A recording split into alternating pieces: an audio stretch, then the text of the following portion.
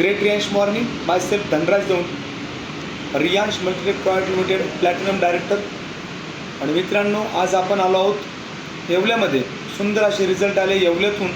आपण काकांच्याच तोंडून ऐकूया की कोणता प्रॉब्लेम होता, कसा होता आणि कशावरती रिझल्ट आले. बरोबर. तर काका नमस्कार. नमस्कार. नमस्कार काका.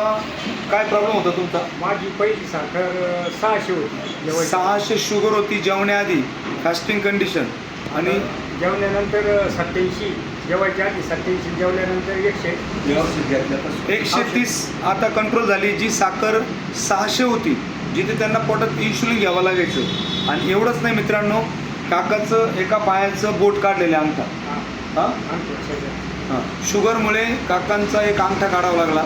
कदाचित हे औषध जर आधी भेटलं असतं तर अंगठा काढायची गरज पडली नसती. कारण शुगर या आजाराने आपल्या शरीराला 5 आजार होतात. शुगर हा आजार 5 आजारापर्यंत डिटेक्ट करतो इतर आजारांना. त्याचं कारण असं आहे, शुगर ज्या व्यक्तीला असतं त्याच्या ब्रेनला जर सर्क्युलेशन झालं नाही ब्लड, तर ब्रेन स्ट्रोक येतो, म्हणजे पॅरालिसिस.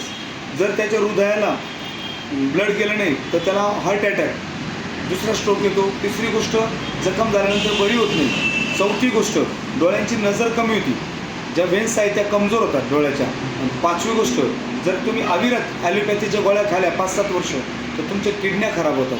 तर काकांनी ही माहिती